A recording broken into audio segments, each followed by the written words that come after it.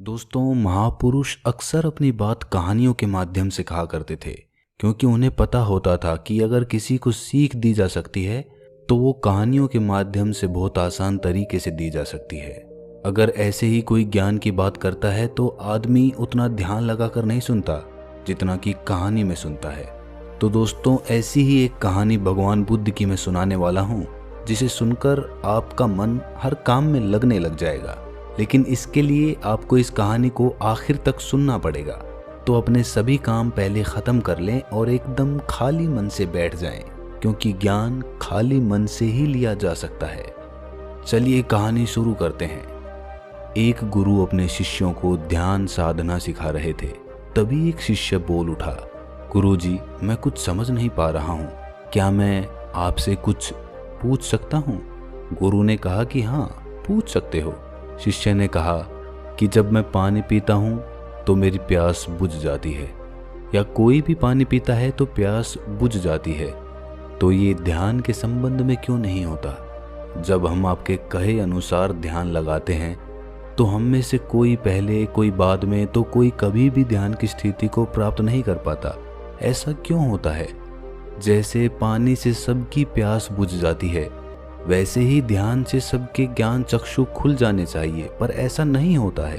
गुरुजी ने कहा कि कल हमें किसी ने भोजन पर आमंत्रित किया है, कल तुम मेरे साथ चलना, मैं तुम्हारे प्रश्नों के उत्तर वहीं पर दूंगा।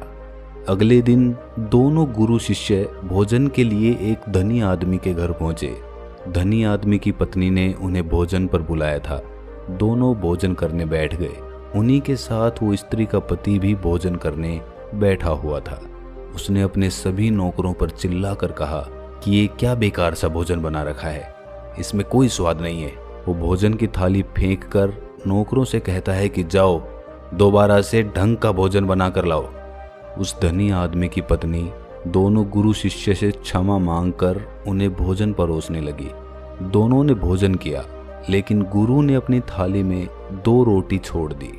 गुरु ने उस स्त्री से कहा कि बेटी, क्या तुम मुझे ये 2 रोटी बांध कर दे सकती हो?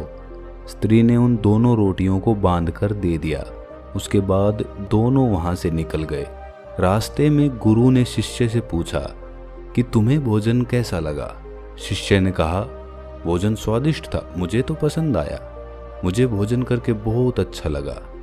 गुरु ने पूछा कि इससे अधिक तुम्हें और कुछ नहीं लगा? शिष्य ने कहा, इससे अच्छा और क्या लग सकता है गुरुदेव, मेरी भूख मिट गई और मेरा पेट भर गया। गुरु ने कहा कि भोजन तो अच्छा था, फिर उस स्त्री के पति को भोजन पसंद क्यों नहीं आया? भोजन तो अच्छा बना था और भोजन तो एक ही था, तब उसे पसंद क्यों नहीं आया? शिष्य ने कहा कि आप ठीक कहते हैं गुरुदेव, मैं तो कुछ समझ ही नहीं पा रहा हूँ, आप ही कुछ बताएं। गुरु ने कहा, अभी तुम मेरे साथ आगे चलते रहो। गुरु शिष्य चलते चलते बहुत दूर निकल आए। शिष्य ने गुरु से कहा, गुरुदेव, हम हमारे आश्रम के मार्ग पर तो नहीं हैं, फिर हम कहाँ जा रहे हैं? गुरु ने कहा, बस चलते रहो। बहुत दूर चलने के बाद एक फटेहाल आदमी गुरु के सामने आ गया और उनके चरणों में गिर गया और बोला, हे परमात्मा, मेरी मदद करो, मैं 3 दिन से भूखा हूँ, मैंने कुछ नहीं खाया है, आप कृपया करके मुझे कुछ खाने को दे दें। गुरु ने उस आदमी को एक पेड़ के नीचे बैठाया और उन 2 रोटियों को निकाल कर उसे दे दिया जो उस महिला ने उसे दी थी। रोटियों को देखते ही उस गरीब आदमी की आंखों में चमक आ गई। उसने तुरंत उन 2 रोटियों को खा लिया। खाते समय उस आदमी की आंखों से आंसू निकल आए। वो रो रहा था और खाता जा रहा था और हाथ से इशारे कर रहा था, जैसे वो किसी अदृश्य शक्ति को कह रहा हो कि तेरा धन्यवाद इस रोटी के लिए। खाने के बाद उसने गुरु को प्रणाम किया और धन्यवाद कहा। गुरु ने उस आदमी से पूछा कि भोजन का स्वाद कैसा था? उसने कहा, स्वाद स्वाद तो कहीं था ही नहीं, केवल जीवन था परमात्मा और ईश्वर का। ये रोटियां नहीं थी, ये तो साक्षात जीवन था। ये कहकर वो आदमी वहां से चला गया। गुरु ने शिष्य से कहा, देखो, भोजन वही था, लेकिन एक आदमी को उसमें स्वाद ही नहीं आया। तुम्हें इसमें स्वाद आया और तुम्हें ये भोजन पसंद आया, लेकिन वहीं इस आदमी को इस भोजन में स्वाद नहीं आता, बल्कि वो इसमें ईश्वर, परमेश्वर और जीवन को देख लेता है। इससे पता चलता है कि आदमी और भोजन की तृप्ति में भी अंतर है। पहले आदमी को इसमें कोई तृप्ति नहीं होती, तुम्हें थोड़ी तृप्ति होती है, और इस आदमी को अनंत तृप्ति होती है। ऐसा ही ध्यान के संबंध में होता है। जिसको जितनी ज़्यादा प्यास होती है वो उतनी ही जल्दी मार्ग बना लेता है। उस शिष्य की जिज्ञासा का समाधान हो गया था, उसके प्रश्नों का उत्तर उसे मिल गया, लेकिन हमें हमारे प्रश्नों का उत्तर नहीं मिला। प्रश्न था कि मन क्यों नहीं लगता। जो लग जाए वो मन नहीं है, मन का स्वभाव ही है भागना। जब हमारे पास कोई चीज़ अत्यधिक होती है तब मन उससे भागने लगता है। जैसे उस धनी आदमी का मन जो उस भोजन से भाग रहा था, जो उसके लिए एक आम बात थी।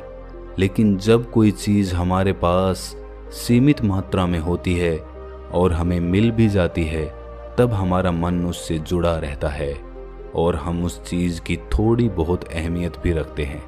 जैसे उस शिष्य का मन जो उस भोजन से थोड़ा बहुत जुड़ा हुआ था, तो उसने उस भोजन के स्वाद को भी जाना।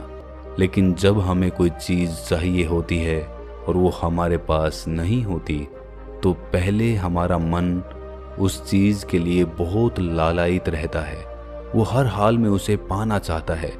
लेकिन जब कोई चीज़ प्राणों से जुड़ी हो, जैसे कि वो 2 रोटी, और जब बात प्राणों पर आ जाए तब मन गायब हो जाता है। तब आप स्वाद नहीं देखते, भोजन का प्रकार नहीं देखते, तब आपको सिर्फ भोजन चाहिए होता है। तब आप एकाग्र हो जाते हैं। भोजन के लिए जो मिले उसी में आपको आनंद आ जाता है।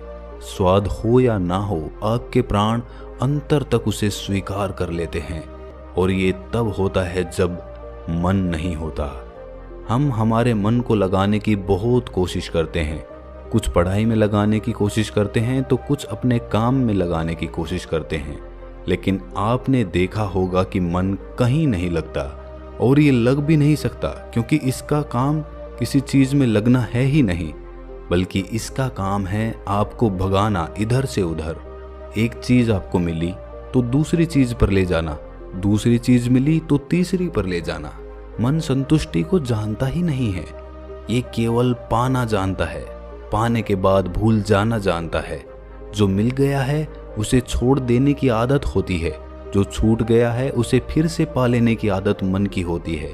अपनी जिंदगी के पिछले हिस्से को देखो और जानो कि क्या आपका मन कहीं लगा है, कहीं रुका है, या ये केवल आपको अभी तक भगाए ले जा रहा है और आप भाग रहे हैं।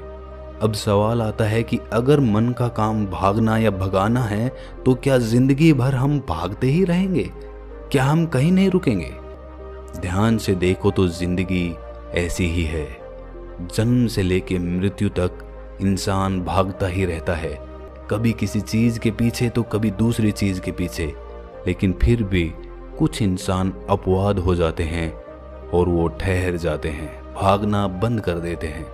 तब चीजें उनके पीछे भागने लगती हैं, वो किसी चीज के पीछे नहीं भागते हैं। इसका सबसे बड़ा उदाहरण है गौतम बुद्ध। हम आम लोग कैसे अपने जीवन में ठहराव ला सकते हैं, कैसे हम अपने जीवन में एकाग्रता ला सकते हैं, कैसे हम अपने जीवन में अपने मन को नियंत्रित कर सकते हैं। और इसका एक ही रास्ता है, और वो है ध्यान।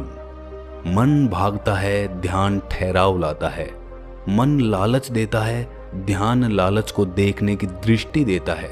मन कहता है दूसरी चीज को पकड़ ले, ध्यान कहता है जो मिला है उसे तो जान ले। ध्यान एकाग्रता लाता है, लेकिन ध्यान को लेकर भी हम भ्रमित रहते हैं। ध्यान का मतलब आंखें बंद करके बैठ जाने को ही समझ लेते हैं। एक छोटी बच्ची बहुत अच्छी बांसुरी बजाती है, और जब बांसुरी बजाती है तब उसके सुर में खो जाती है, तब उसका मन गायब हो जाता है। उसके प्राण केवल उस बांसुरी की धुन में ही रम जाते हैं, और वही उसका ध्यान बन जाता है। लेकिन ऐसा इसलिए होता है क्योंकि इस लड़की को उस बांसुरी में रस आता है, आनंद आता है। यही उसकी प्रकृति है। वो वही कर रही है जो वो कर सकती है, जिसमें उसको आनंद आता है। एक अध्यापक है जो अपने छात्रों को पढ़ाता है तो उसमें खो जाता है। वो अपने प्राणों से उस पढ़ाने का आनंद लेता है, उसमें उसकी रुचि है, यही उसकी प्रकृति है। जब वो पढ़ा रहा होता है तब उसके मन में कोई हलचल नहीं होती। वो ना तो तब भूतकाल की सोचता है ना भविष्यकाल की। वो केवल वर्तमान के क्षण में रहता है और यही उसका ध्यान होता है। जो आदमी जो है, अगर वही पूरी तरह से होने लगे तो ध्यान स्वतः घटित होने लग जाएगा, वो एकाग्र होने लग जाएगा। लेकिन जब आदमी कुछ होने की कोशिश करता है तो उसका मन हावी होने लगता है, एकाग्रता टूट जाती है और तब हम भागते रहते हैं, सब कुछ पा लेते हैं, तब भी सोचते हैं कि कुछ रह गया है। और ये अधूरापन कभी पूरा नहीं होता, क्योंकि जो आप हो सकते थे, जो आपकी प्रकृति थी, वो आप नहीं हुए, बाकी सब कुछ हो गए। ऐसे ही आप हमेशा अधूरे रह जाते हैं, तब मन कहीं नहीं लगता। मन की प्रकृति लगने की है ही नहीं तो लग कैसे सकता है? जो लगता है वो एकाग्रता है, वो ध्यान है। और जहां आपको एकाग्रता मिल जाए, समझ लेना वही आपके लिए बना है, जिस पर चलकर आप संपूर्ण हो सकते हैं। तो दोस्तों, कैसी लगी आपको ये कहानी? कमेंट सेक्शन में ज़रूर बताएं। और हाँ, अगर अच्छी लगी तो इस वीडियो को लाइक कर दें और ऐसी ही ज्ञानवर्धक कहानियाँ और बातें सुनने के लिए हमारे चैनल को अभी सब्सक्राइब कर लें।